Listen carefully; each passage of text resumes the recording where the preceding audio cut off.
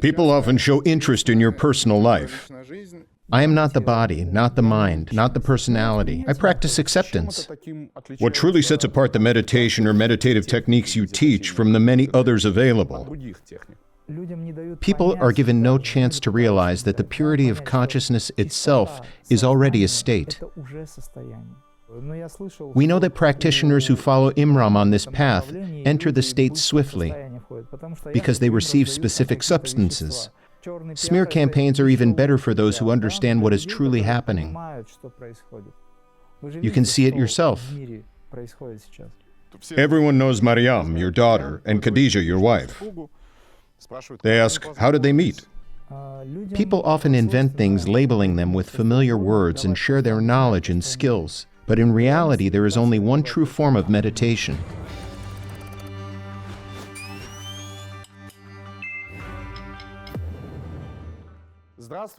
Good afternoon. This is the third episode of our fascinating series. Let's take a moment to revisit the previous ones. People refer to you as master, often. It's just a form of name-calling, yes. Where did it come from? When people hear the word master, many think of a master sportsman. Wherever we go, extraordinary events unfold. We observe them closely. The old world is already coming to an end. However, this concerns only those who have never smoked, never drunk alcohol, never taken drugs, and have not been repeatedly imprisoned.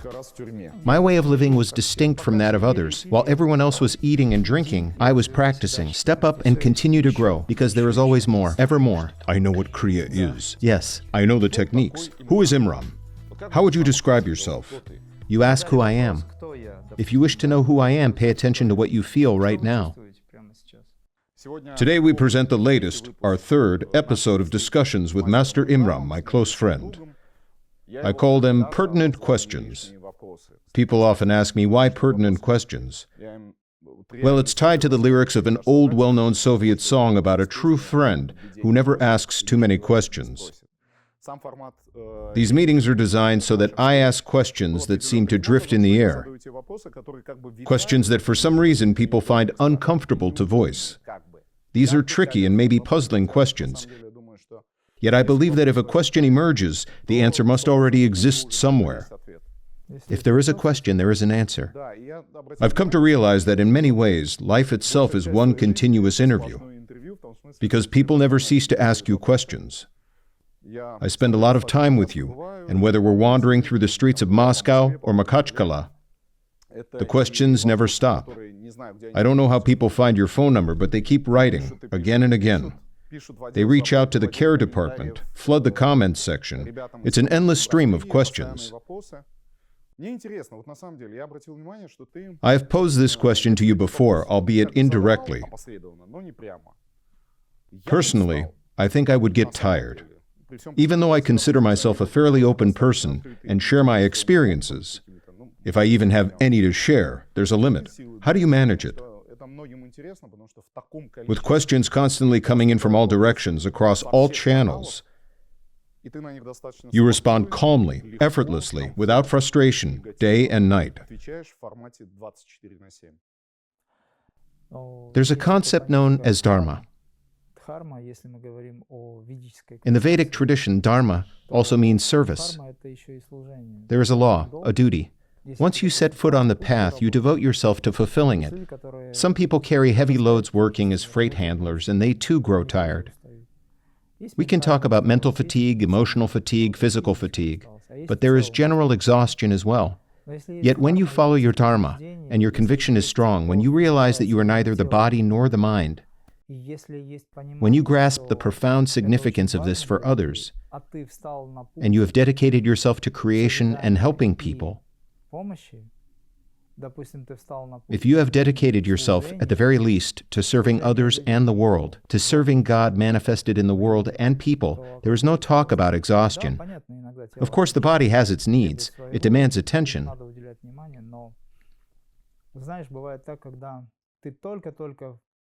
But often, the moment you pause to rest, the moment you sit down to practice and recharge, an urgent call comes in. Help, save me. You are the only one we can turn to for this. Naturally, you focus on them setting everything aside. People mostly ask about themselves. By the way, what makes your questions distinct from what other people ask me? You ask about me.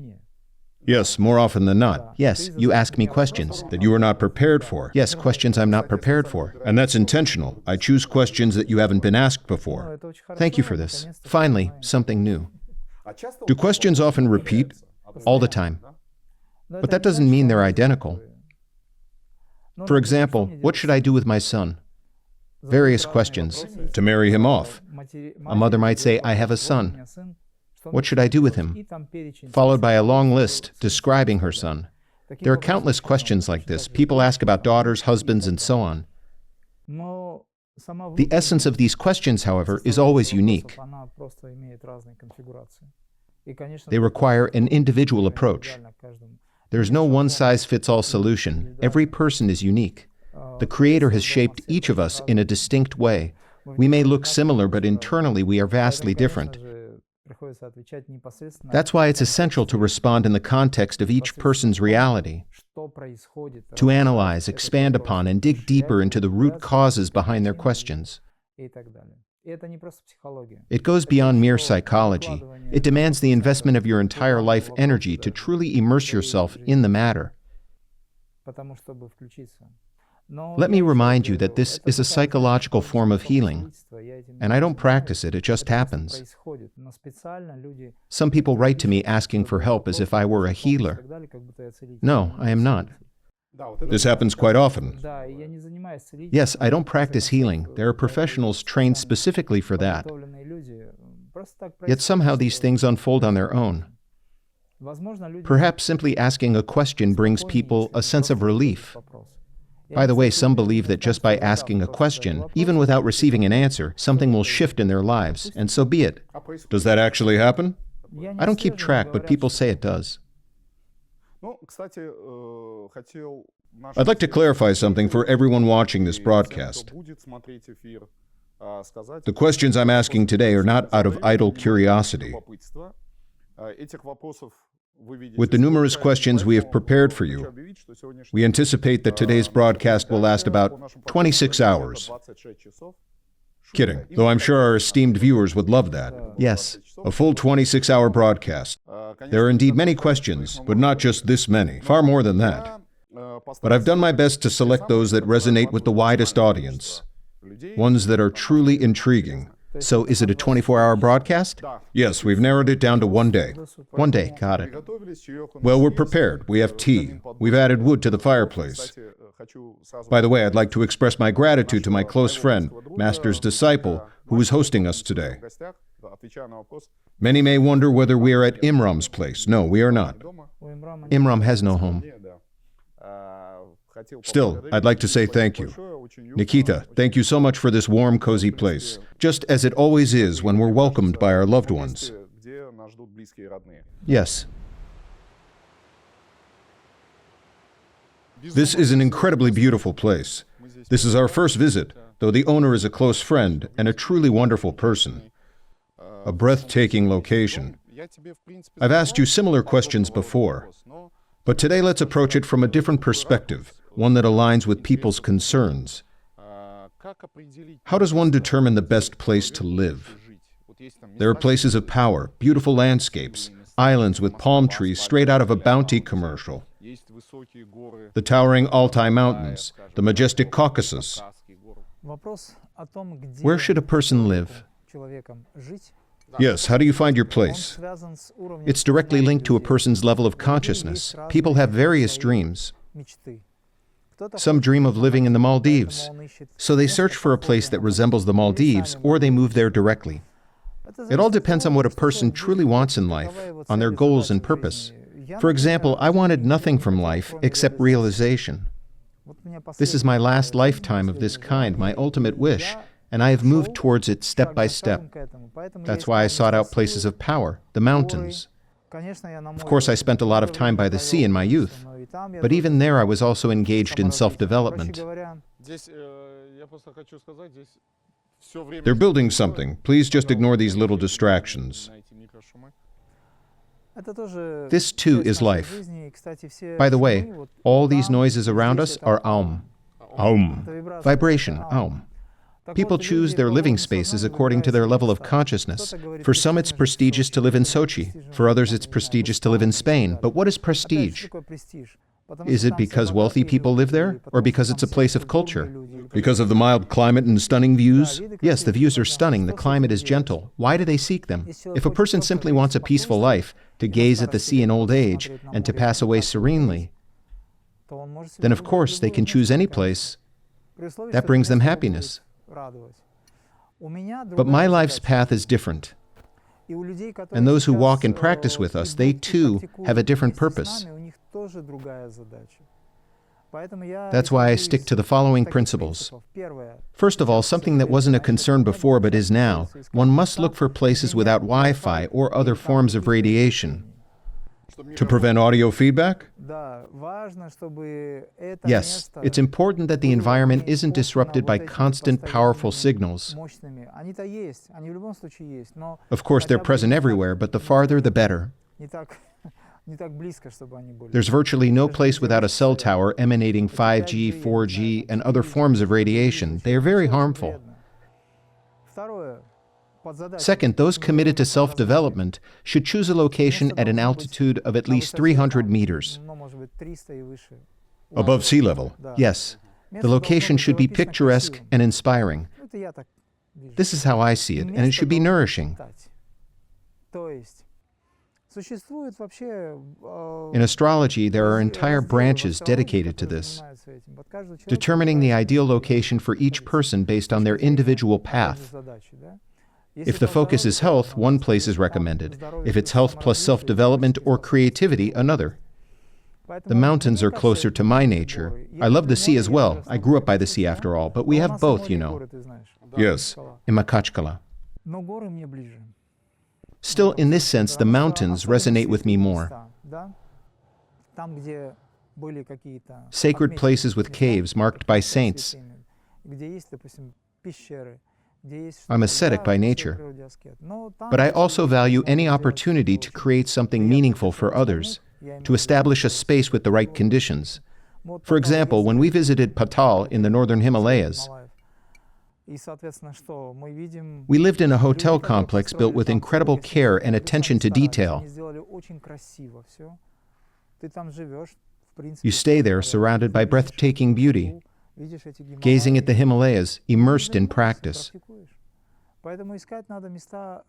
It's important to seek places that nourish, free from the informational filth and radiation. The local mentality matters. If, for example, we travel to Marbella, where drinking and smoking are commonplace, I feel ill at ease. I've been there a few times. Yes, it's beautiful. But what's the point of beauty if you're surrounded by intoxication and the smell of alcohol is suffocating? What kind of energy does that create? What are people actually seeking when they go there? Just think about it. That said, I'm not saying Marbella is a bad place. This is just an example. It depends entirely on what a person desires. We don't impose anything. If someone chooses to drink, that's their problem. Lately, Vastu seems to have become a major trend. Is it really so?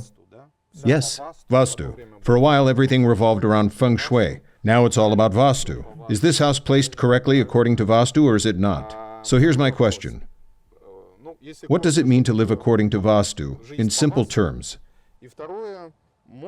Second, can a house be designed perfectly according to Vastu, yet still bring no good fortune, or vice versa? Of course, that's possible. However, a properly designed Vastu home helps mitigate negative influences. Feng Shui is like a pop version of Vastu. Oh, really? That's how I describe it. You see, Feng Shui is an incredibly deep Chinese system, serious, well-researched knowledge.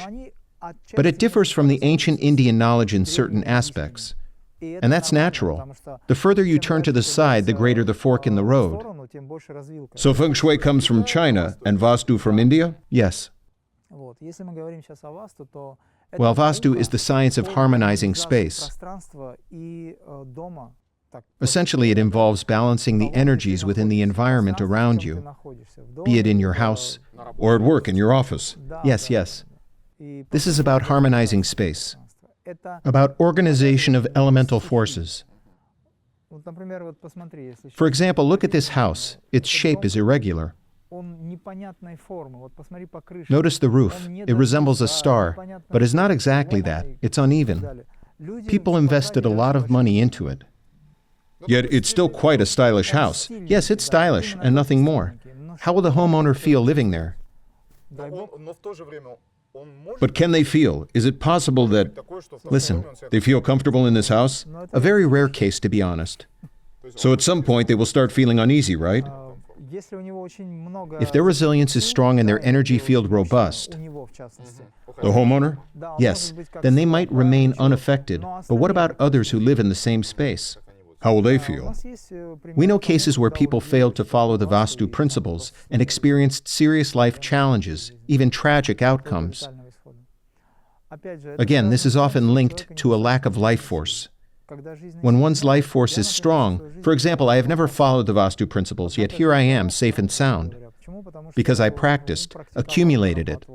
But on the other hand, why waste so much energy when you can simply align things correctly and move forward? Back then, we didn't have this knowledge. In my self-development journey, I couldn't rely on mobile phones or internet. Try spending just a single day without the internet now. People start to panic. They don't know what to do. Everyone is glued to their phones. We had no internet. I wouldn't say I'm nostalgic for that time. It's simply linked to a more carefree, youthful time of my life. Only pleasant memories. Look at the sunset. Do you know when I got my first mobile phone? Which year? I think it was 2005. For me, it was around 2002, 2003 probably. You were late. Yes, by then everyone had one. Did you have two phones? At first I had one that was like... Sinao? No, I didn't have a Sinao. A friend had a Sinao. That thing got really hot. Yes. It emitted incredibly strong radiation. Yes, I remember getting headaches just from holding it close. Some people had two mobile phones. Then small phones appeared, so we didn't have easy access to information. Books, yes, but books. The practice left you with no time to read them. I'm speaking for myself. But some people were developing through the guidance of books. I also know that it's challenging to grow based on books alone, as certain things are never revealed within their pages. Certain knowledge is restricted. Only teachers are able to impart it. Only a teacher can pass on those nuances. Look, there's something in the air. Is it a jet? Here's a vapor trail. A chemtrail. People love sunrises, sunsets. These moments evoke deep emotions. Is there a reason for this? The sun gives us life energy, information, vitality. The sun is our guide on the path of transformation. From an ordinary human perspective, the sun is like the eye of God. That's why it's essential for our life and evolution. We need to interact with it, but in the right way. That's why people love nature and the basic elements, earth, water, air, which is sky, and fire, which in this case is the sun. So it's better to live closer to nature. Ideally, we should all live close to nature. Even better, cities should be built in a way that nurtures people. For example, people ask me, we live on the 48th floor. How do we stay grounded? They lack knowledge. Some tie themselves to a radiator to stay grounded. Seriously? Yes, such methods do exist. In yoga, there are much simpler practices. For instance, you can rely on your sensual perception and practice visualization to channel the energy of the sky through your head and release it into the earth through the Muladhara chakra to stay grounded. Of course, the simplest way is just to step outside, take off your shoes, and stand barefoot on the ground. At least once every 3 days. This is enough to ground this information. Not on asphalt, on the ground. I've heard nowadays it's restricted though, yes? Walking barefoot on the grass is prohibited. Depends on where you are and on the lawn. Dogs can go on the grass. It's important that they don't. Yes. Yes. Understood. You see, dogs are allowed to run on the grass, but we aren't. Do you ever experience negative states? For example, good mood, bad mood, or neutral mood? Many people get the impression that you are always so calm and balanced. Yes, I am a balanced person. I don't have any doubts about it. But is it possible that you never experience emotional shifts? Look, I've asked myself this question many years ago when I was observing Satya Sai, Babaji, and some other saints. I asked myself the same question. A wise man with a still face. This means that the wise one is absolutely calm. But it shouldn't be perceived literally. It's clear that a wise man with a still face is expressionless. It shouldn't be perceived this way. It's a symbol. This symbol means that I am not the body, not the mind, not the personality. Before answering whether I am calm, we need to clarify who this I is. If this I is Atman, then yes, I am always calm. Because Atman is not concerned with anything. He is perfect. But if we talk about our personality, our body temple that we use as a tool to perform certain tasks, then of course it can be active, producing things like adrenaline. This is a tool. You release adrenaline in order to do something very quickly. When you see people suffering, you empathize with them. You share their suffering, and you as a personality cannot be at peace. You participate. You care about others. You show concern. In this sense, you can experience distress from the cosmic perspective, because you see people suffering and you cannot be happy when everyone is in pain. Because the principle, Sat-Chit Anandam, that we are discussing relates to the inner state.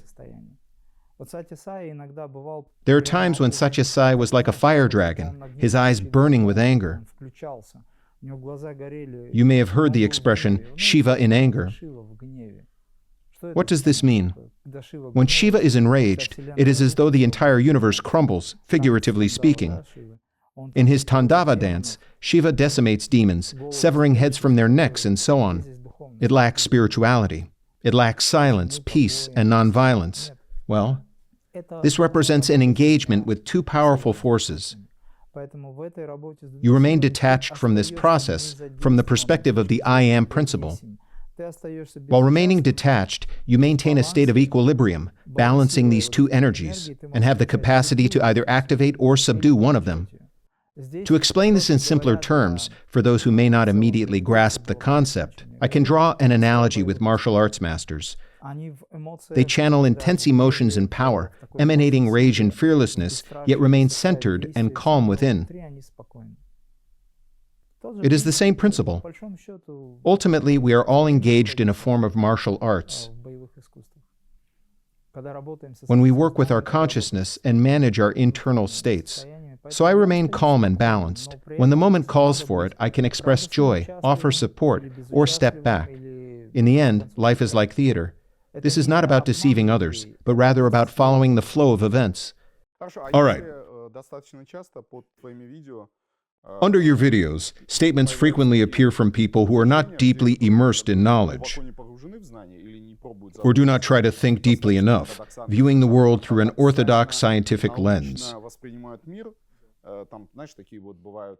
What has he been smoking? Or is he on shrooms? Or should we buy into these fairy tales?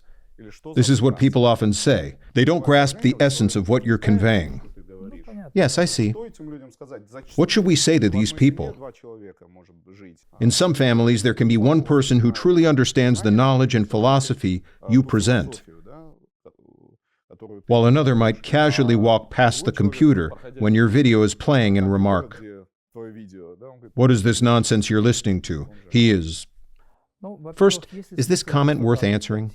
If you feel compelled to reach out to these people and believe they might actually hear you, then fine. But there's also an old saying, don't cast your pearls before swine. We've known this for a long time. But if we want to address their concerns and you feel that response is needed, you might say something like, he doesn't smoke, he doesn't drink. By the way, when people speak of fairy tales, they often misunderstand the term. It's a tale, a folk tale, a tale about how things truly happened. We've forgotten the meaning of these words. Now we talk in terms of information and stories. But in reality, the true stories, our history, are often the ones we've lost sight of. And things that were told still remain. Maybe not everywhere, but they are still there. So there's a true story behind every fairy tale. A folk tale, you see? I'm just dropping some hints. So if you're sure that the person is genuinely curious, simply answer them. You could explain that we're practicing a healthy lifestyle. I am firmly against any form of reliance on substances of any kind. There are practices like ayahuasca or various types of shrooms, which some claim help with practices in spiritual growth and facilitate immersion into specific states of consciousness. There are specific plants. I know that you are against taking drugs, cigarettes, and other substances that are commonly viewed as harmful. But how do you feel about these methods that some believe accelerate sensory experiences? Yoga of the high path disregards everything that does not elevate a person to higher levels of consciousness and leaves them stuck in the astral plane. Yoga of the high path? Yes. The problem is that with substances, one doesn't even reach the mid-level of the astral plane. They only confine people to the lower astral realms. People are merely sinking into their subconscious, believing they are transcending and becoming gods. In truth, they become pogs, who seek only pleasure. There is a yogi, ascetic by nature, and a pog, who merely seeks enjoyment. So I am absolutely against this approach. We are on the path of pure consciousness, where the mind remains clear and pure. Does anyone truly believe they can rely on plants to help them ascend to higher realms? Plants are on the lower evolutionary level. They cannot elevate anyone. There are books on the subject, a whole series of books written by a number of seemingly authoritative authors. Perhaps the most famous is Don Juan. Look, no one has ever seen Don Juan. These works can be merely Fictional? fictional, yes. In fact, there are many traditions. I am not saying that Don Juan never existed, but rather that no one ever saw him. If people were smoking in his company, it would be their tradition. However, in my tradition, this has no place at all. Here is a simple example. Can one truly experience the presence of the Holy Spirit through marijuana? Just think about it. Imagine you approached Christ within your heart, and he asks you, With your eyes red. yes, he asks you, how did you reach me, child? And your response is, I had a smoke. And what? How is it possible? It's a mockery of the purity of perception and the divine. Let me note that the major world religions are categorical in their stance on this matter. They are right. Absolutely right. No one who uses these substances can truly claim to have control over themselves. Where there is no control, only chaos remains. And where there is chaos, people fall from grace. Therefore, I wholeheartedly agree with the fundamental religious teachings that warn against the use of such substances. We must learn to rely on our reason and the purity of our consciousness. If someone struggles, they should go on practicing, but they shouldn't stray off the path. Now, how do you feel about the great number of works of art that were obviously created under the influence of substances in states of clearly altered consciousness? Have you seen Salvador Dali's works? Yes. Can you say that those works are spiritual? No, they belong to the lower astral plane. Dali used substances, and what did he see in those states? The filth of the lower astral realm. So what's there? There's a long list of such examples. Let them live the way they want, but that's not the path for us. There's a popular video where you say, it's not you who smokes, it's through you that they smoke. Yes. In the street, a smoking girl came up to me and said, I watch your videos and I smoke, or rather someone smokes through me. I told her, quit smoking. Just stop it. Why do you do this? And this is how it is. Look, any attachment is something a person cannot control. This means people are being controlled. Every person seeks freedom, right? But how can we be free while we are controlled? Freedom comes with the ability to exercise our will. If we could manifest our will, we would have control over our lives. We would manage it better. But for now, it is us who remain in control. This lack of control is tied to our weakness. When someone engages in spiritual practice, they grow. How can we help others?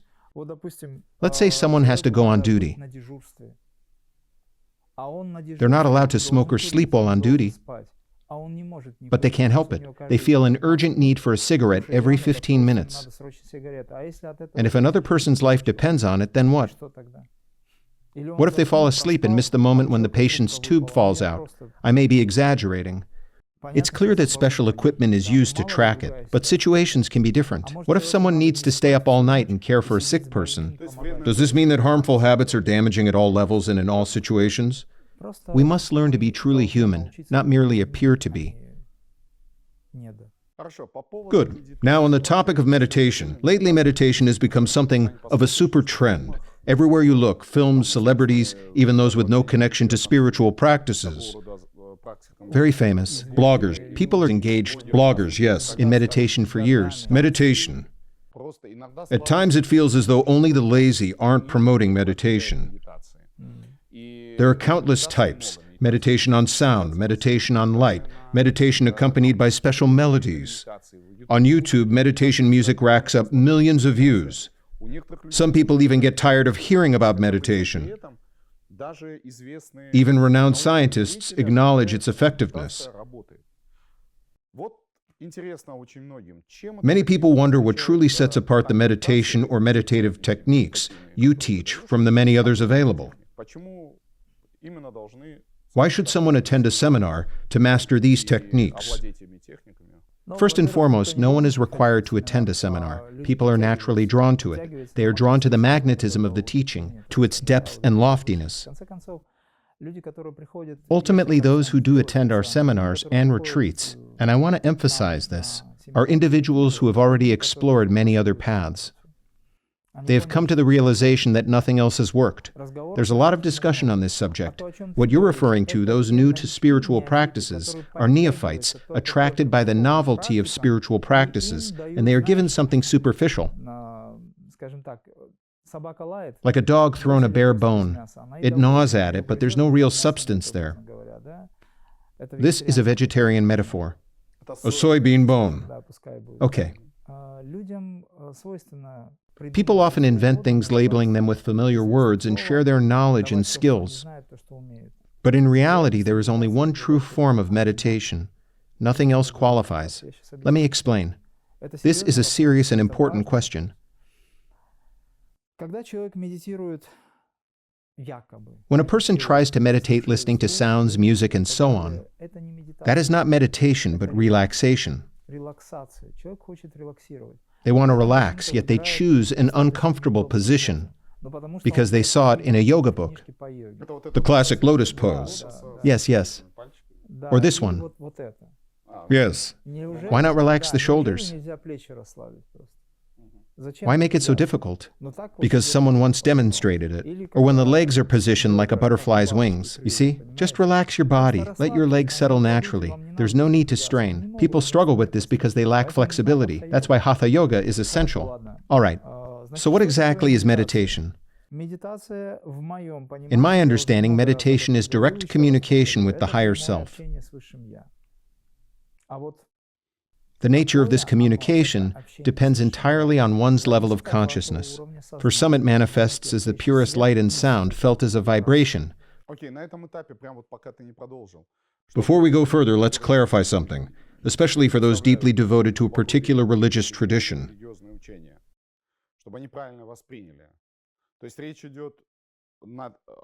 This is not about placing religions on a lower level and yoga on a higher one, as if religion were inferior and yoga superior. It's not the case, right? That's not the case at all. Religion is a path to liberation. If a religion is interpreted and taught correctly, in a righteous manner, it is a valid and direct path. For someone to embark on a spiritual journey, some form of religious faith is often necessary. When we speak of yoga, we are referring to universal cosmic laws, principles that govern life itself. These laws also shape the earth and everything upon it. These laws include the fundamental elements that gave birth to all creation: earth, water, fire, air, and ether, the very elements from which the earth itself was formed. Through yoga, we study the cosmic law, the principles of balance, and dharma that I mentioned earlier, which is an integral part of this cosmic law. When you understand and follow dharma, you align yourself with the cosmic law. It's important to resonate with the universe. Even well-known religious leaders now speak of this. Quantum theory, for instance, has gained immense popularity. And what is this? Yoga. When we realize that we influence matter, that we affect particles and light, that we shift vibrations, transforming particles into waves and waves into particles, this is yoga. So if a person chooses to be religious, okay, that is entirely their right. Kriya Yoga is a science. We practice self-exploration, striving to understand how we communicate with ourselves. Who is communicating with this cell? How does our consciousness function? All this is essentially meditation. Meditation is self-exploration. Focusing on external objects or circumstances is not meditation. That is merely observing external events. Similarly, concentration, such as staring into a camera without blinking, is just that, concentration. It is not meditation. True meditation arises as a deep state of experiencing one's true nature. When people say, let's meditate on something, on the mountains, for example, they are merely visualizing mountains. This is known as, perhaps it seems easier that way? After all, the purpose is... Yes, of course, it's easier. Yet, how many people can truly visualize mountains in detail? Try to imagine them as master artists do, capturing the delicate interplay of light and shadow, the subtle variations in color. For example, they have to truly grasp and convey the essence of what they are painting. But how many can perceive an object at that depth? It requires effort. Is this a deep visualization? Yes, of course. Absolutely. Meditation integrates several key qualities: concentration, visualization, and perception. That's why I often say that concentration is focus. It's the ability to direct all attention to a single point. When you are fully immersed, everything else disappears. When it manifests intensely, it's already an aspect of meditation. When this deepens to the point of complete absorption, it becomes samadhi. That's why I advise, don't meditate on an object. Meditate on yourself. If you're unsure what to focus on, begin with yourself. When we speak of the higher self, meditation is the state in which you fully realize the fundamental principle, I am. This concept is taught in religious traditions. But this I am is not simply a personal identity. We are talking about the immortality of the soul. In reality, the soul is mortal. But the soul, when it detaches from a human, reaches its highest state and dissolves in the sublime, attains immortality. So we can distinguish between two types of soul, the ordinary human soul and the higher soul. Likewise, there is the everyday self and the higher self. People often confuse these concepts. At times it may seem to some of your subscribers that you place special emphasis on Kriya Yoga, as though it were the most advanced path, while other yogic traditions and meditation practices are at a lower level or less effective. This raises an important question. Is that truly the case? Furthermore, which spiritual figures, teachings, or traditions resonate with you? I know of the passing of Pilot Baba, who, as I understand it, belonged to a different yogic tradition. I would like to expand on this topic more broadly. The confusion and competition between different yoga schools and branches arose because people don't view yoga as a unified whole. Back in the day, Kriya Siddha Patanjali, whose works are widely recognized as a perfected system of manifested knowledge, voiced a simple truth. There are 8 limbs of yoga: yama, niyama, vyayama or asana, pranayama, pratyahara, dharana, dhyana, and samadhi. These limbs were treated as 8 separate branches. In reality, yoga is one, but people divided it into 8 branches. Who is behind this doesn't really matter. The issue is that people lack a comprehensive understanding. Good. Here is a simple example. Someone practices hatha yoga. They say, I love hatha yoga and I don't need any other yoga. I ask them, what exactly do you do in your practice? They reply, I perform Surya Namaskar. It's known as sun salutation. I ask, how do you do it? I visualize the sun, stand facing its direction, even if it is not visible. Perform the sequence of movements, ensuring that each step is completed correctly, while reciting a mantra and controlling my breathing throughout the process.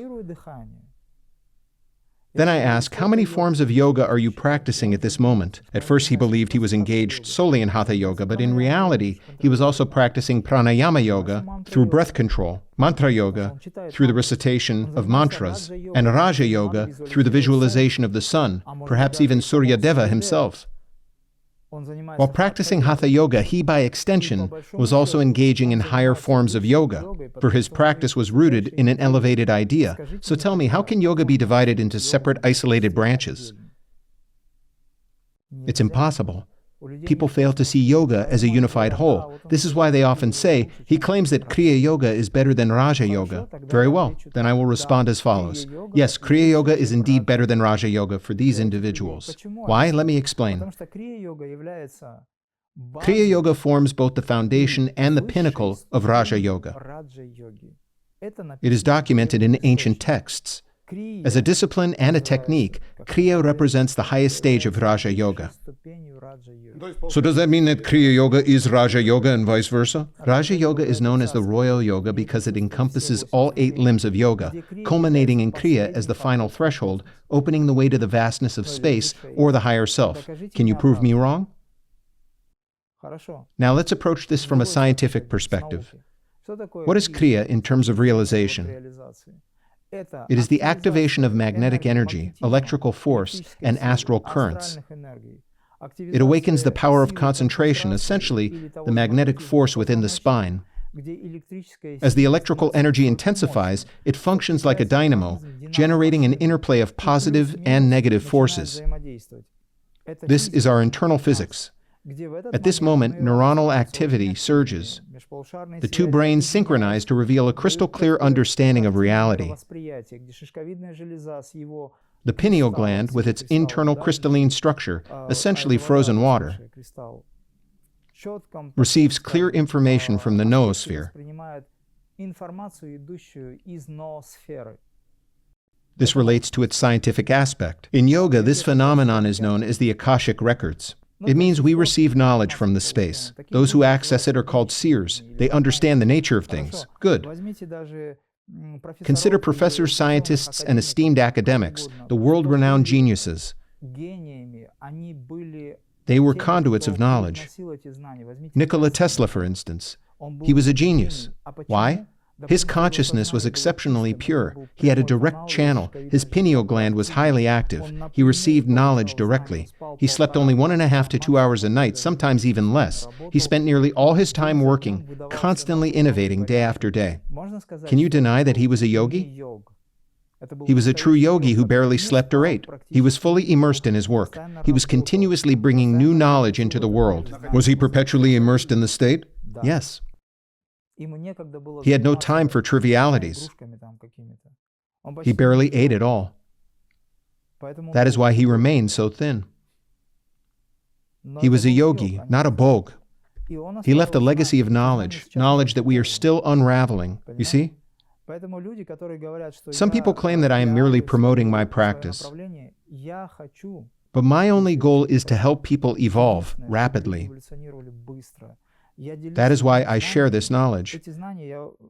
During my seminars and retreats, I openly say that some teachers I collaborate with, including Indian teachers, disapprove of what I do, because I reveal the keys to realization. Why do you do it? Because I want us all to rise together. Why wait? Some believe that for such knowledge to be widely spread, a teacher must receive a special initiation, a kind of permission to share it on a large scale. Was it given? You are doing this. In his time, Satya Sai Baba personally gave me his blessing. Babaji gave me his blessing. There's a contradiction. If someone restricts me in my acts, consider the religious dimension of this issue. There is the Creator. My next question is directed at everyone, but I'd like you to answer it. Tell me, does the Creator wish for us to degrade? Of course not. Then why should the spread of knowledge be restricted? That is the answer. Does the Creator want us to suffer? Can you answer? He doesn't. Of course not. Even when we suffer, it is not because He wills it. We suffer only because we choose to. We are the cause of suffering. People commit harmful acts, and in the end, they must face the consequences. These consequences make us suffer. You get it? Suffering is the price to be paid. Yes, the price. They bring evil into the world, but you reap what you sow. Those who openly commit evil will ultimately be held accountable for their actions. We live in an era when such things cannot be ignored. I am quite straightforward about it. We will not overlook it. Such actions are a hindrance to people in general. One cannot belittle the divine within people, nor can one undermine sacred knowledge. I say it plainly to everyone. Should we restrict this knowledge? We mustn't restrict it nor allow anyone to trample upon it. Do you know what Sai Baba once said? When you plant a sapling, expecting it to grow into a mighty tree, you first protect it from harm. You fence it off so that no wolf can trample it or eat it.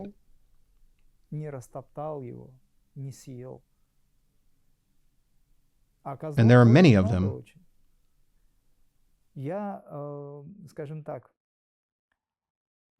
This interview is tough in a way. I never used to speak in such terms, but this is our reality. As yogis, we are not bound by any external traditions, concepts, beliefs, or false notions of modesty, for example. If it is so, then we must acknowledge it. But what do I aim to do? Once I asked the Honorable Pilot Baba a question. I have witnesses to this conversation. During a meeting at a symposium, he was conducting his seminar there, and we were staying in the same large apartment of our friend.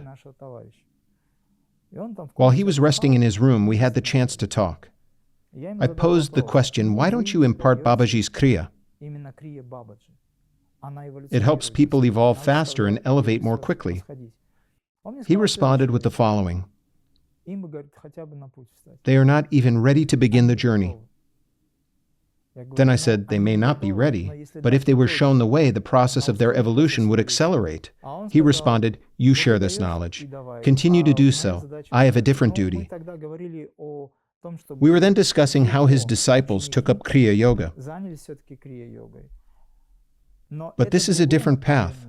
Some of his disciples claim that Pilot Baba was my teacher, and that I pass on his knowledge as my own. Pilot Baba was not my teacher. I feel great affection for Pilot Baba. In fact, I do not believe he has truly left us. His body has departed, but his presence still lingers. He was not my teacher. I attended his seminar to talk to him. When I attended for the first time, I paid the full price for a 2-day training. When in Rome, do as the Romans do. We had a conversation, and he offered some individual advice. He was a remarkable yogi. His right-hand companion, who had been by his side for 10 to 15 years by that time, said, I haven't heard of him providing such techniques to anyone. I don't practice those techniques because I have my own methods. He simply shared his knowledge of the system. I asked him, how can we combine two systems? You mentioned the idea of unity, so how can we achieve that? He replied, this is how we do it.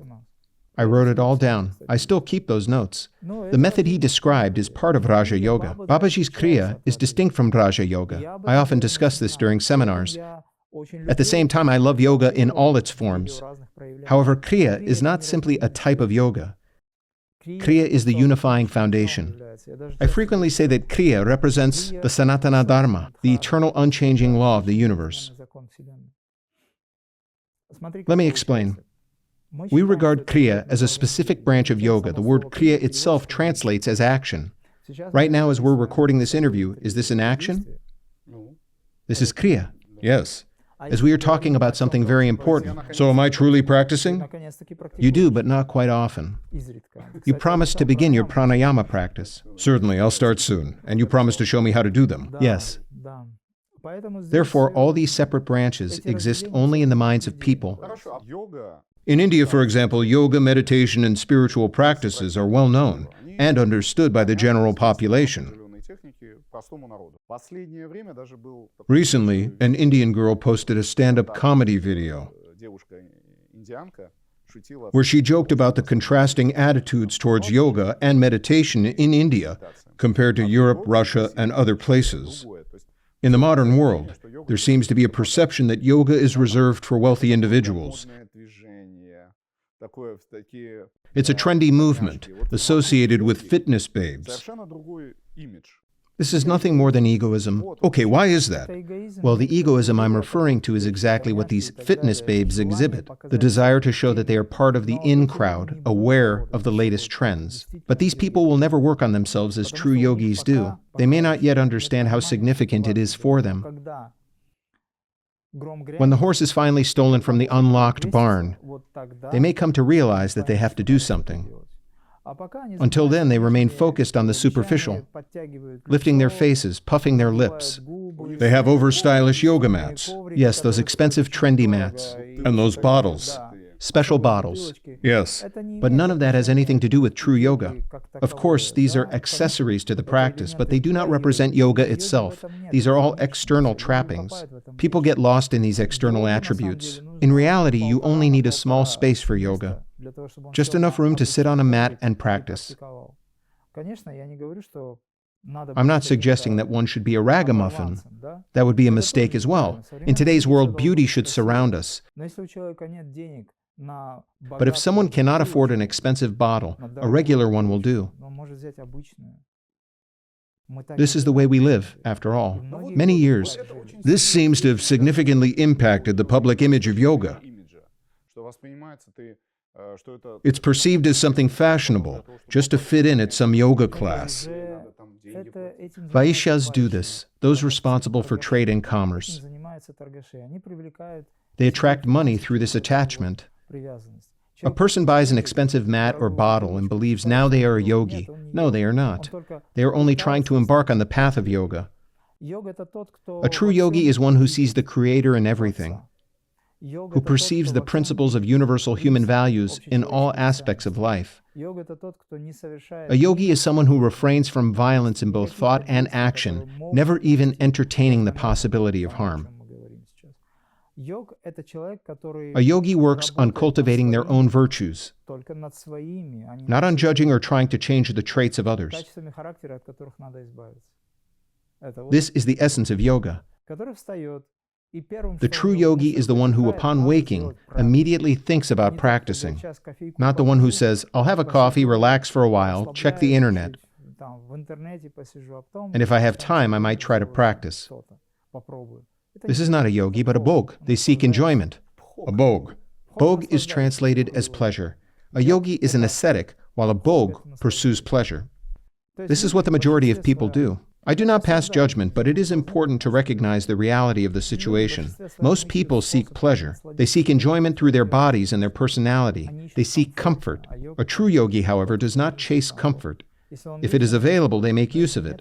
If not, they continue undisturbed. The guiding principle by which we have lived, or our philosophy of life, is the following: to have is good, but to be without is even better. Here's a question often asked by those with a solid foundation and advanced understanding of yoga, particularly Kriya yoga. If a person ceases their practice after 5, 10, or even 15 years, does it mean that those years were wasted?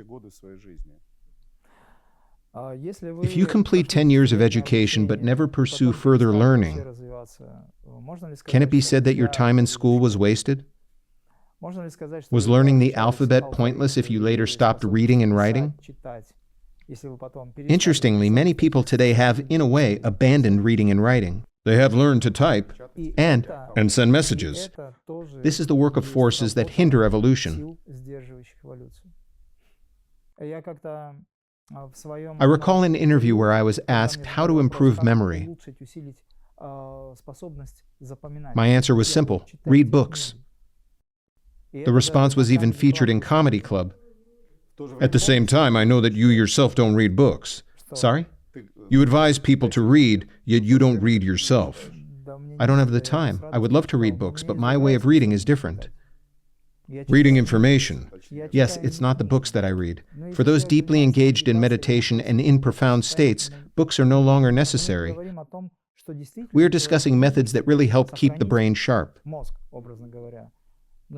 If I have the time, I will gladly read the Bhagavad Gita. But if not, I will find other ways to compensate for it. My brain must remain active. My brain shouldn't foresee your questions, but respond instantly, in the moment, without prior knowledge of what you will ask. And you're doing an excellent job with these questions. But that's not the point. The point is responsibility. I want people to retain meaningful knowledge. And the way we are sharing this now is quite un-yogic. We are simply talking. Here's a question. Can our spiritual progress, the progress, be limited by karma? Can we transcend such karmic limitations? Karma is not a fixed destiny. It's a manifestation of cause and effect relationship.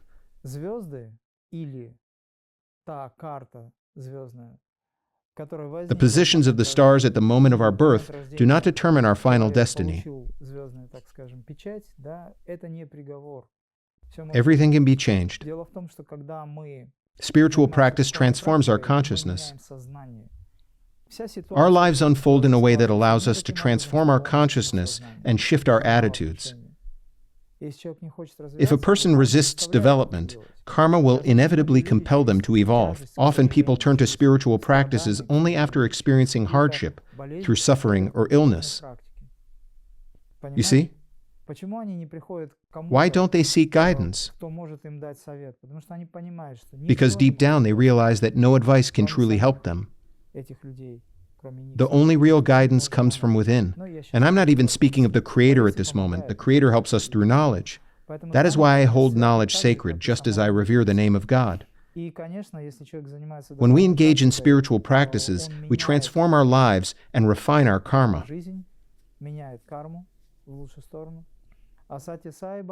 Satya Sai Baba once said, "Your sincerity can completely annihilate everything.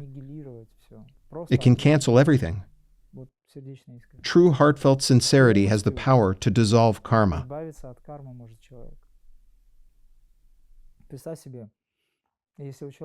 Imagine a person whose fate, according to their karma, is filled with suffering.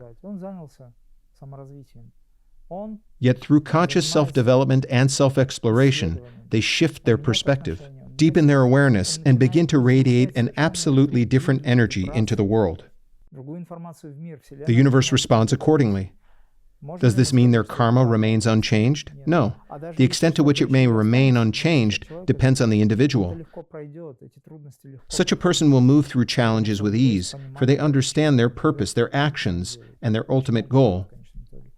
In Christianity, the concept of the Comforter holds profound significance. In yoga, this parallels the transcendent living power, the divine force of the Creator. It harmonizes all imbalances, instilling within a person an unwavering sense of confidence, determination, joy, and inner conviction. Various terms exist to describe this, but I am choosing those that best convey the essence, a state of being that fundamentally transforms an individual. They become a knight or a warrior. Another question. How can one serve their loved one without being reduced to mere servitude?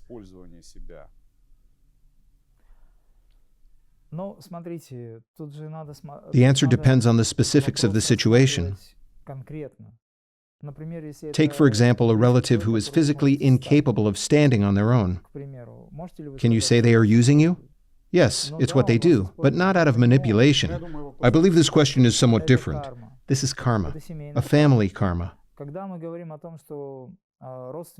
Consider a relative who struggles with alcoholism, manipulating others, and draining the family's finances to sustain their addiction. Such a situation requires a carefully measured approach. Remember that they are manipulating you and yield to no persuasion. You work hard, yet they squander your earnings. This is an extreme example. Another approach is required. It differs from person to person. There is a case of a mother whose son is draining her resources. The son has to stop doing this. He is over 30 years old. This reminds me of an old cartoon about a moose. Yes, I remember. Small animals built their homes on its antlers. Then it was time for it to shed its antlers. Prior to this, the moose was utilized in every way that the animals wished. When its antlers fell, as nature intended, the creatures were devastated, their homes gone, their lives shattered, yet it was providence. So one shouldn't behave like that moose. I will balance profound, thought-provoking questions that demand detailed answers with simple, everyday questions, as I commonly do. Are you trying to warn me? Just ask me. Good. Please, ask Master about how he feels about leather accessories and shoes. Please don't take this as provocation, but I've noticed that Imram wears shoes that appear to be made of leather. Yes. Here. Are you referring to those sneakers? No, I think it refers to something else. Of course, I do own leather shoes. Yes. I'm entirely at ease with this. Can you attempt to overhaul the entire structure of our life, close every factory and plant? If you manage to do that, I will walk around in slippers. Let me put it this way. Once Leo Tolstoy was engaged in a long conversation with a philosopher while sipping tea outdoors. As they spoke, Tolstoy expounded on the principle of nonviolence, asserting that every living being in the universe had the right to life. As they spoke, a fly began buzzing around, interrupting their discussion and landing here and there. Eventually, the fly landed on the philosopher's forehead. Without hesitation, Tolstoy, continuing his conversation, swatted the fly. It fell to the ground. The philosopher said, "How could you do that? You've just spoken of nonviolence. What does this mean?" Tolstoy replied, "Do not get lost in the details. The essence of this philosophical question can be summarized as follows. Once someone asked me, 'We saw a rug at your place,' which I believe was made of sheepskin. How could you have killed a sheep? First, I did not kill a sheep.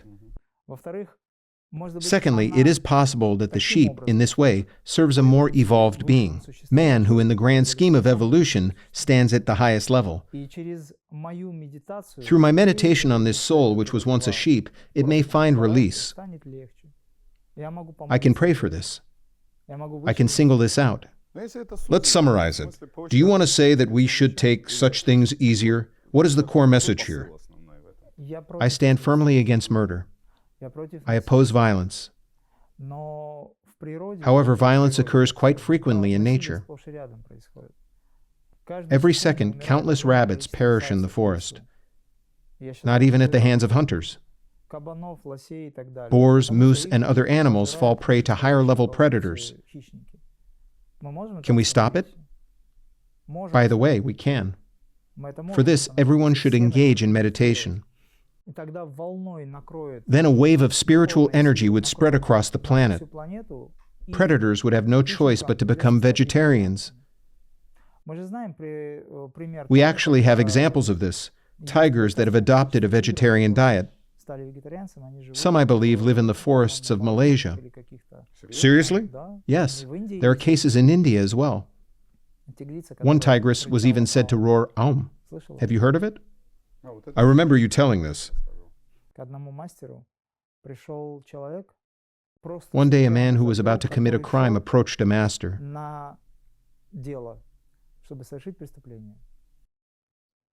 You see, this is a well-known story. He was ready to commit a crime. He had a knife hidden in his pocket.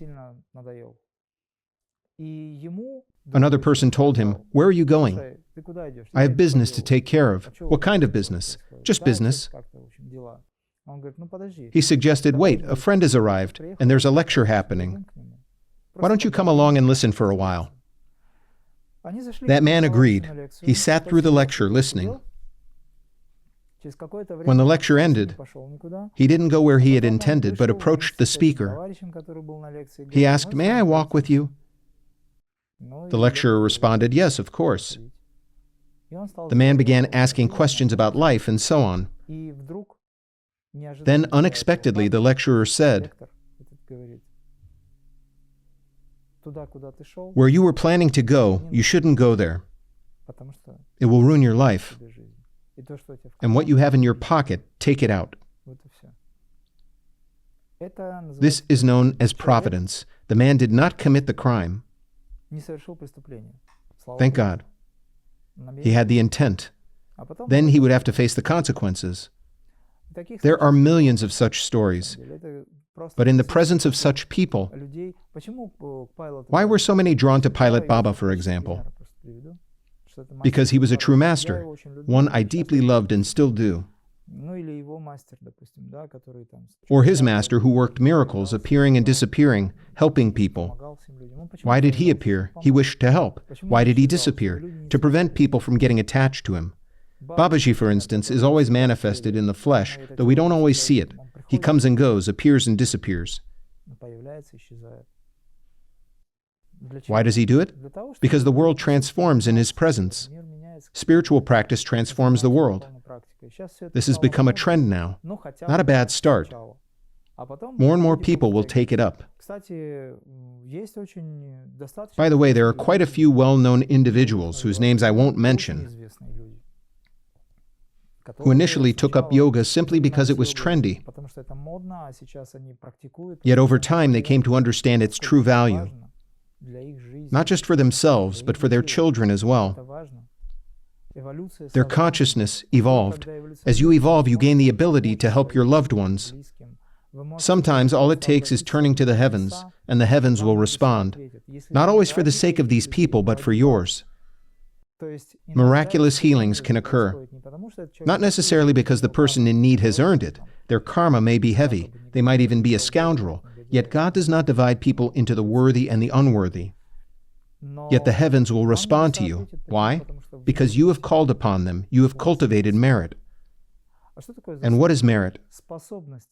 It is the ability to reach out to the higher with an open heart at the height of concentration. That alone is a great achievement. Today, many people struggle to pray because their minds are cluttered. They turn to God, yet their thoughts drift to the noise of daily life. They barely believe their own words. And if a person does not believe in themselves, how can the heavens believe them? But when a mother, God forbid, sees her child teetering between life and death, she does not sleep. And where does her strength come from? It's providence. It is the Creator Himself who grants it. In that moment, the channel is open, through maternal love, through near unconditional devotion.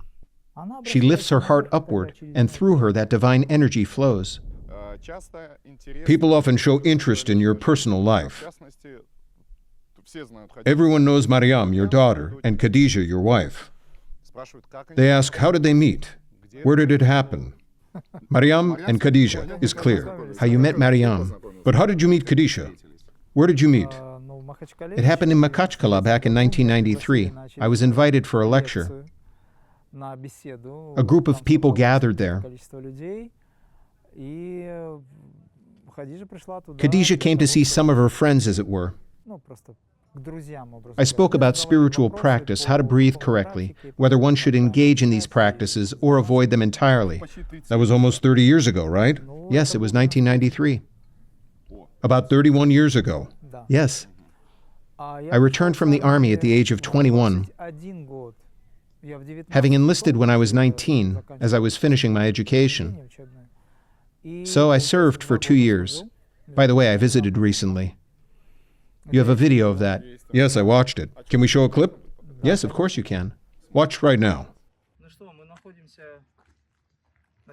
We're now on the grounds of the military town where I spent 2 years of my life. I left behind a lot of astral energy here. Now I am back here. I was drawn here again. I felt a desire to visit. It's a place that holds great significance for me. Here I practiced a lot, doing whatever I could. By the way, this is the central square, and that building you see there is the House of Culture of the Soviet Army. That's where I used to go AWOL and perform at discos. The officers from this town, there were many of them in the various units, were always thrilled to see musicians like me. Little did they know I was from this very town. I performed in Gymnastyorka, but I took off the side cap. There's a rather interesting story behind it. The officers from my unit couldn't recognize me. Every Saturday and Sunday, I would perform at the disco for 2 to 3 hours with officers dancing there. Many of them knew me, yet the officers from my own company didn't recognize me. They would watch the performance and ask, "Can you play this one, comrade soldier? And what about that one?" We played as a band that was made up of soldiers from different units. If this video ever reaches them, I want to send my regards and express my gratitude to those I worked with.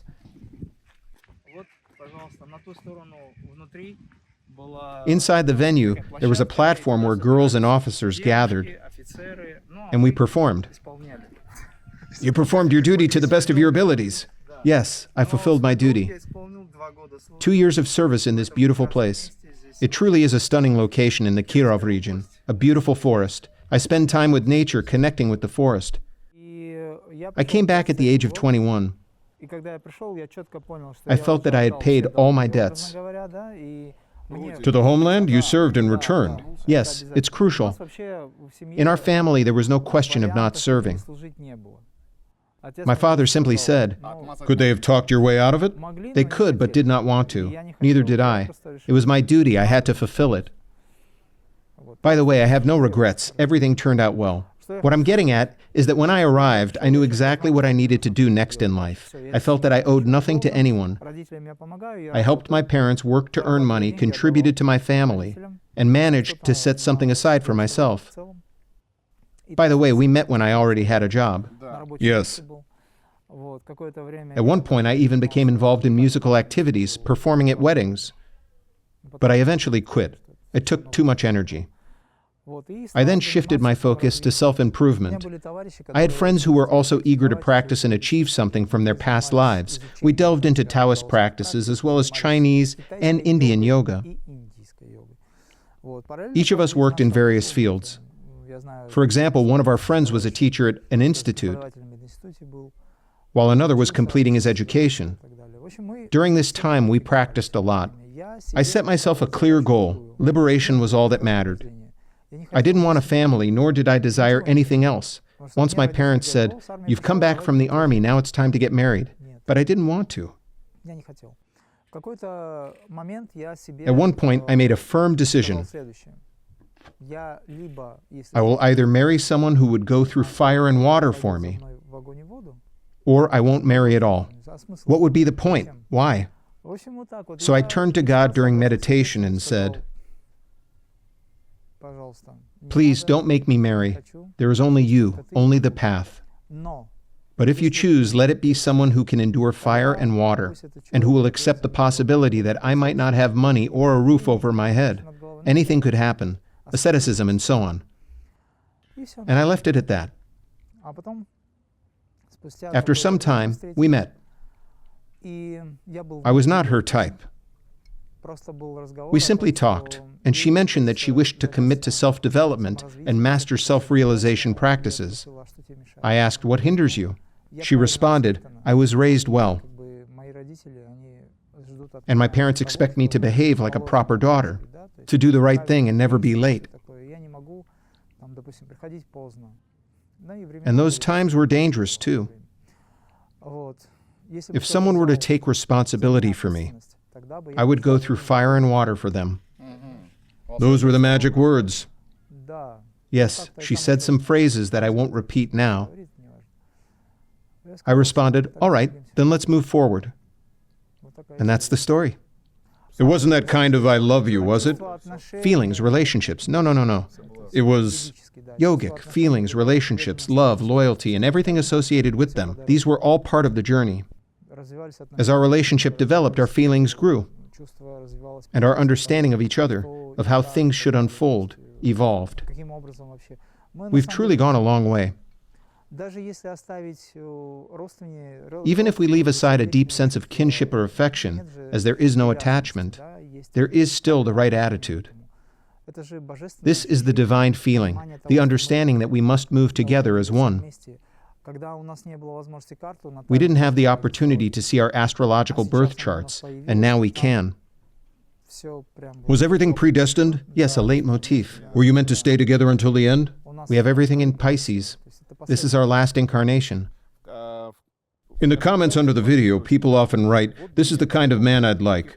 There are almost no men like this left. A flurry of compliments. Start your pranayamas. There are plenty of beautiful, amazing women surrounding you at retreats and seminars. Is Khadijah not jealous? Khadijah doesn't understand jealousy. Jealousy is a demonic feeling. Oh, really? Yes. Jealousy is, there is a notion of the demon of jealousy. The demons of lies, jealousy, envy are some of the worst qualities. And behind them lies the so-called dryness. In other words, demons. So this feeling is to be avoided. As for the idea that there are few men like this, I'd suggest starting with pranayama. Is it worth giving alms to gypsies and the homeless? The question relates to this category of people. When I ask this, I want to be clear. We are not talking about gypsies as an ethnic group, but about beggars in general. I would like you to answer this question. To be clear, my inquiry isn't about charity in general. I'm specifically referring to this category of people. When I lived in Makhachkala, I once had a meditation in which I saw an elderly woman sitting near the Sputnik store.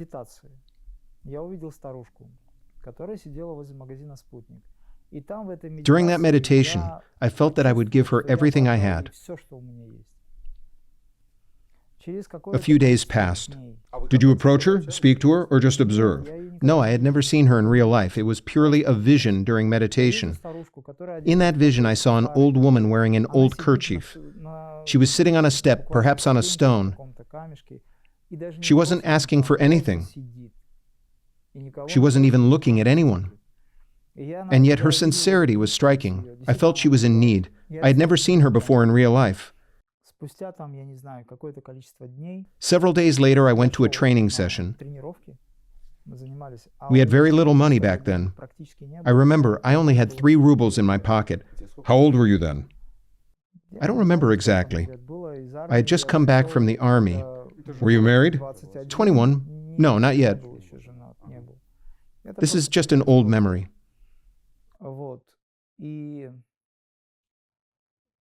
Speaking of marriage, I was going to make a joke. We'll go back to it later. I won't joke.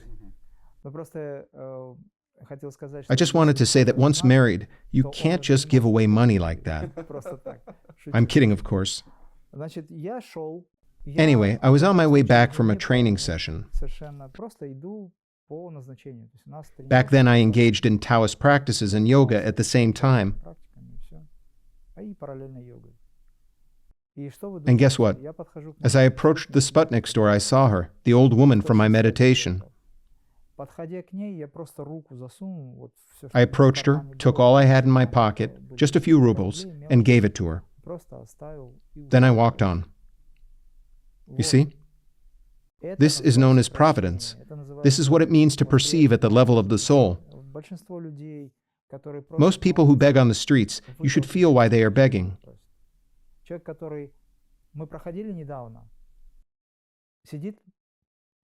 Just the other day, we walked past a young man completely wasted. Already deep into alcoholism. Yes, a professional alcoholic. He had a large sign in front of him that read, "Fundraising for a bottle, honestly." He doesn't even try to conceal his intention. How could you give money to such people? You would simply enable them, creating the conditions for them to continue drinking. There was once a case in India, a famous master. And you can imagine how many there are in India, declared that anyone who came to his monastery would receive shelter.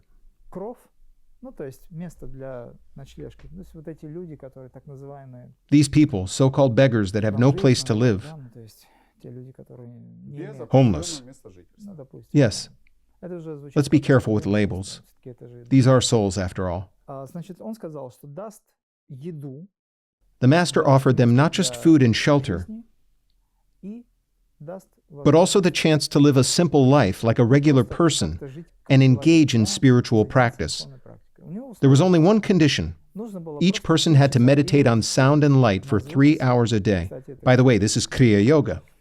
Just a slightly different approach. What do you think happened? Several thousand people came immediately.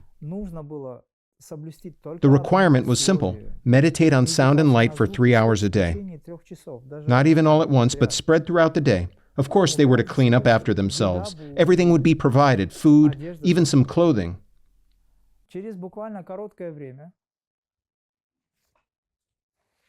Yet within a very short time, only 200 to 300 people remained. And from those, even fewer stayed. A dozen. Nearly all left. They didn't want it. The only thing they had to do for that is meditating for 3 hours. Was that so difficult? You see? The real issue is that people with such a mindset don't actually want anything. Either they are doomed, they have doomed themselves, not all of them, or it's a spirit within them holding them back.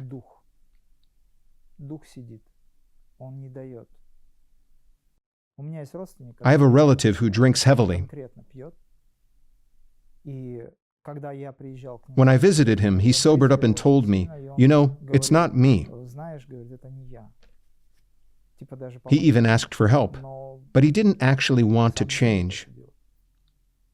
He keeps drinking. There isn't just one spirit within him, there are several. Most drinkers have chosen this path themselves. For many who can't quit drinking or smoking, it's not really them. It's something doing this through them. Some people approach such situations this way. I don't know what they will do with this money, but I give it for God. I offer it as a sacrifice for God. They do it sincerely, with love. Then it serves a higher purpose. But if you are giving for God, then you should not be enabling alcoholism in His name. If you truly want to help someone for God, then your help should leave a positive impact, not contribute to their decline.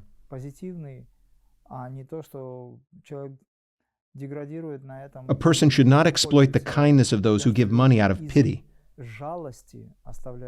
We don't need pity, we need compassion. And what is true compassion? It is creating conditions for a person's growth and development. If someone takes it upon themselves to help, they must do everything within their power once they have made that decision. Otherwise, they should simply walk away. Recently, there was an incident. I believe Goraknath witnessed it. There was an old woman. I felt I needed to approach her. So I did and asked, "What happened to you?" She said, "My daughter took out a very large loan. She's in debt, and now they're taking our apartment." Then she broke down in tears. I transferred an amount she had never expected. Did you feel certain this was the right thing to do? Of course. I saw it. She wasn't even asking for anything, just sitting there. I simply approached as I felt drawn to her. I didn't ask whether she wanted money. No. I approached, sat beside her, and asked, "What happened to you?" She was an intelligent elderly woman, someone's mother. She said, "We owe several million. My daughter got trapped in this loan and now everything is falling apart." I gave her all I could. Does that count as charity? What difference does it make? Money is energy. You receive it, you pass it on, just like water. If someone is thirsty, you pour them a drink. They are thirsty. Give them some water, as much as you feel is right. Quench their thirst, help them, and they will do this. We should do more to create this kind of positive energy as often as possible. Then our country, our great and mighty force, will stand as one. You see? If we remain divided, we will accomplish nothing. What are the dark forces doing today? They are working to ensure that even within families, people live as strangers. I cannot understand how one could demand repayment from mother, or how a brother could borrow from his sister only to deceive her later. But you understand what I mean. I do. Does the good we do return to us? Talking about charity, imagine a generous person, someone who has the means to donate significant amounts. They know where their help is most needed. For example, a sick child whose parents cannot afford treatment, medicine, or perhaps a life-saving operation. Good always returns. But if a person is attached to the return of good, it's a deal, avarice.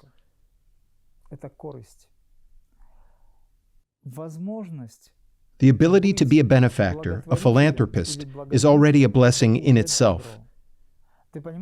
Wealth is already a form of goodness for those who possess it. Perhaps in a past life they did something good, avoided doing harm, and as a result they now find themselves in a position of financial abundance. Why have they been entrusted with this wealth? To use it for good. The universe had faith in them in this respect. And yet, what do we often see in reality? People clinging to their wealth. Mine, for me. Business jets, yachts. Their ceiling on desires continues to rise. For a mentally and spiritually healthy person, there is joy in doing good, in being a benefactor. Of course. A philanthropist. Satya Sai used to say, when you serve others, you experience bliss, something far greater than happiness, because you bring divinity into the world through your acts of kindness. You become immersed in the joy of giving. This is real happiness. To experience such happiness, one must serve, one must help others. And when you are in service, the Creator provides an endless flow of energy. You don't think about tiredness. You see, you are fully in the flow. Of course, we must take care of our tool to avoid reaching a state of exhaustion. But God compensates for everything. He really does. This is the answer to the question about the source of our strength. Where does a mother find the energy to go without sleep, food, or water as she cares for her child? How did a mother summon the strength to lift a truck when her child was trapped underneath? This force comes from on high. We could speak about channels of magic, about the flow of energy through meridians, about life's hidden reserves. But where does this reserve of vitality come from? From on high, of course. That is why we must do good without expecting anything in return, because we do this. What's the essence of karma yoga? You may say, yet another form of yoga. Karma yoga is an integral part of yoga of the high path. It teaches that every action should be performed in service to the divine, without waiting for a reward. One does not look for good from good, as the saying goes. You simply act without waiting for any reward. And behind you, the flowers of life will bloom. This is how one should live. To continue this discussion, though it is a different matter entirely, what about blood and organ donation? Some ask, if one receives blood or an organ from another person, do they inherit the donor's karma? Is donation even something we should do? Can you expand on the topic? If another person's life depends on our blood, then we must help. If the liver fails or... Many details are to be taken into consideration. It's hard to give a definite answer. There are certain laws that apply to the way organs are obtained and transplanted. This is a separate question. Speaking about blood donation, suppose I have blood type AB and someone needs blood type B. The plasma reserves are replenished. And if another person's life depends on it, why not share? You won't lose all your blood. In cases of direct transfusion, where blood is mixed immediately, a deeper connection is indeed established between the individuals. Like blood relatives. Nearly. Ancient peoples of India used to form bonds through blood rituals. Astral bodies get connected. This connection can even help a person grow spiritually. If a yogi donates their blood, the information it carries. I am reminded of the saying, blood is thicker than water. Blood is a subtle substance. It functions on the astral plane. Through blood, many things can be influenced. However, those who engage in dark rituals involving blood invoke incredibly heavy karma. Such actions inevitably lead to severe consequences. That is why when someone truly needs help, offering it is the right thing to do. It is as simple as taking off your own jacket to warm someone who is shivering in the cold. You detach something from yourself and share it with another in need. This is the right approach. Ultimately, both the donor and the recipient find themselves in a karmic situation.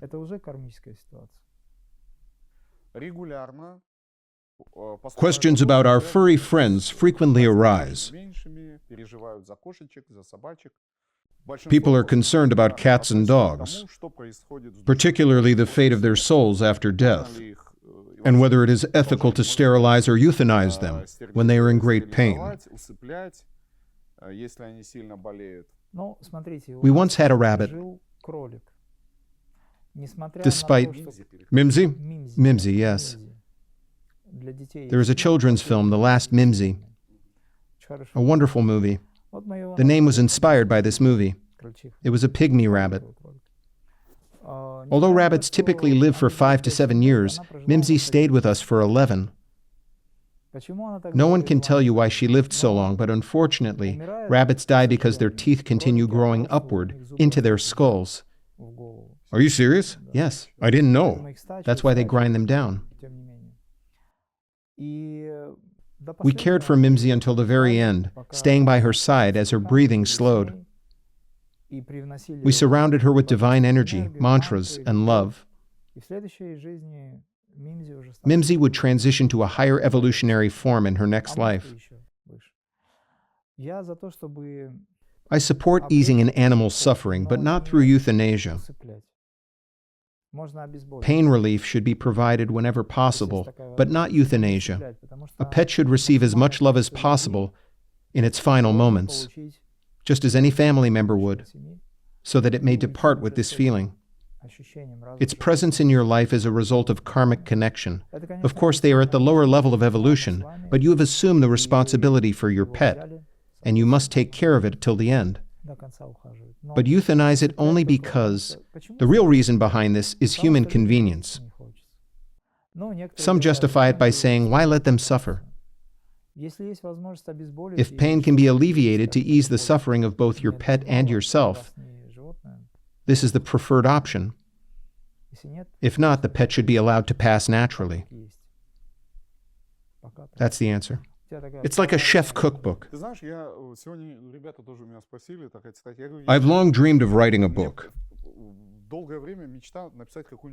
I don't know what it will be about, perhaps even about you. I want to write a book. Every few years I buy large notebooks. Who knows? One day one of them may be reincarnated into a book. But here's another question. Some might get the impression that your life revolves entirely around seminars, retreats, and interviews, as if you live solely for others without personal pursuits.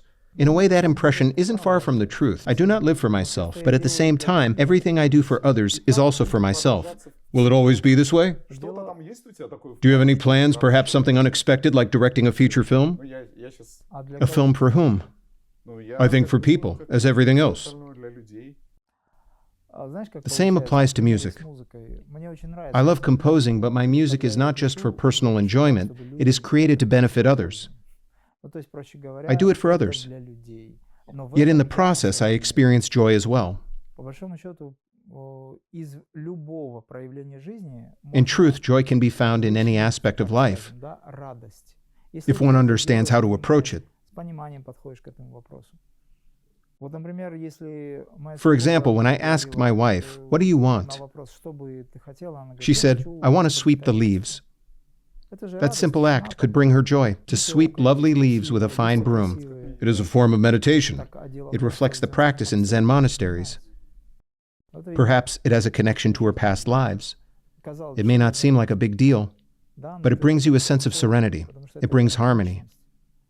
When you write music, you are in harmony. When you communicate with people, right now as I speak with you, some might see this as work, being tired of interviews and so on. But for me, it is not work. It is simply a process, a manifestation of divinity. We exist within this divinity, within this endless light. We cannot claim a lack of light. It is ever present and inexhaustible. It's boundless. But of course, some issues must take priority, those that are more urgent compared to others. In this matrix, in this world, there are problems that demand immediate attention, while others can wait. That is why I am recording this interview, though I could just as easily be playing the piano. There's one right there. I could sit down and play, but I'm occupied with something else. Speaking of music, an incredibly warm and deeply emotional concert was held in St. Petersburg. People often say that St. Petersburg is a special city, and it's true. There's a certain openness, a heartfelt warmth in the people. I was at the concert. So was I. And there are more concerts ahead. The concert hall and the city both possess a unique energy. You arrive, you perform. St. Petersburg is soft. Soft. Yes, it's a cozy city with a gentle atmosphere. I can't quite explain it, perhaps because it was built by people who understood exactly what they were creating. The so-called Freemasons. They did it right. There, matters to address become clear. There, topics for discussion arise naturally. Overall, it is a comfortable city, a place where creativity flourishes. By the way, they call it the cultural epicenter. Yes, yes. This locality. Moscow offers more opportunities, but its energies are more intense. It is a great city, I like it, and it is changing. Many people in Moscow, as in other cities, are expressing creativity and grow spiritually. There are countless centers, places that compensate for any shortcomings the city might have. There are always shortcomings. And so in this regard, yes, St. Petersburg, the concert held there was a great success. Looking ahead to 2026, I already know that concerts have been planned for the coming year, new cities, new encounters, new audiences.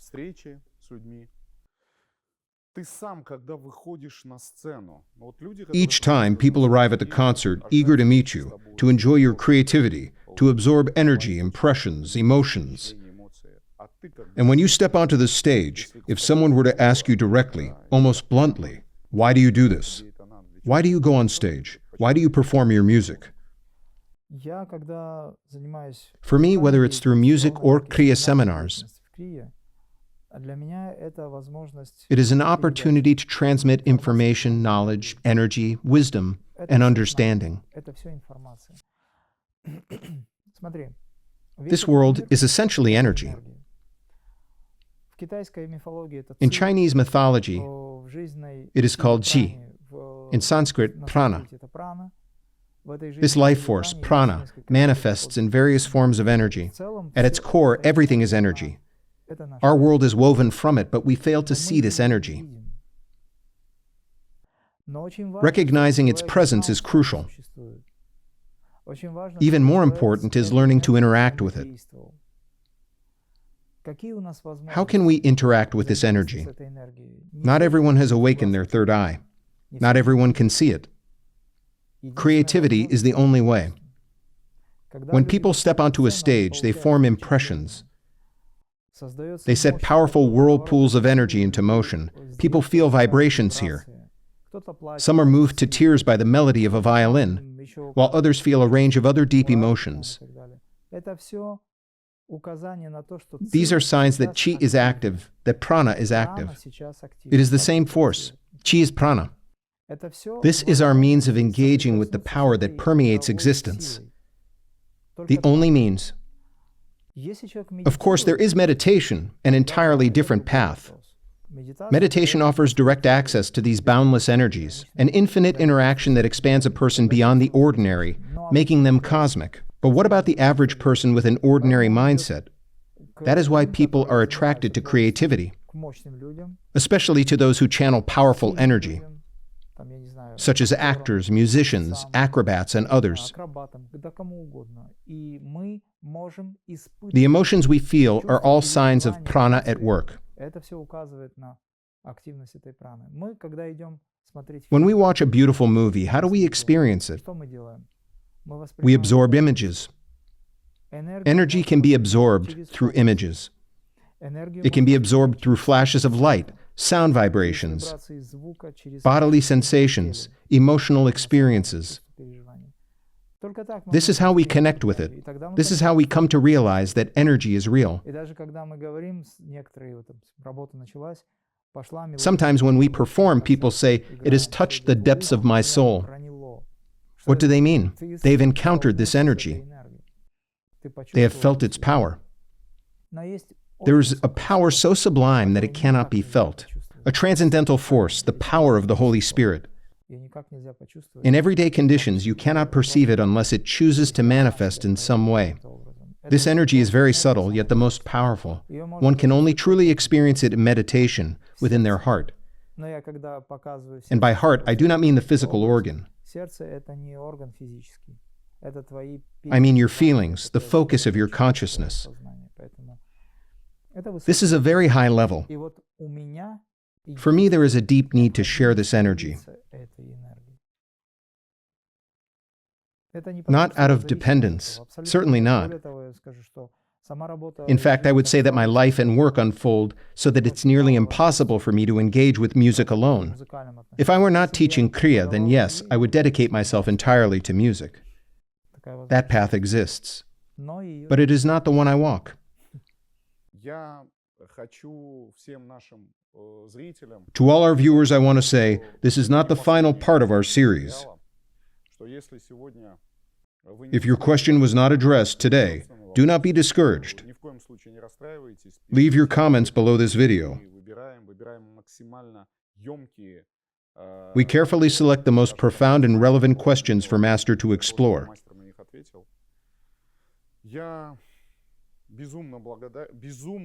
I am truly grateful to be part of this series.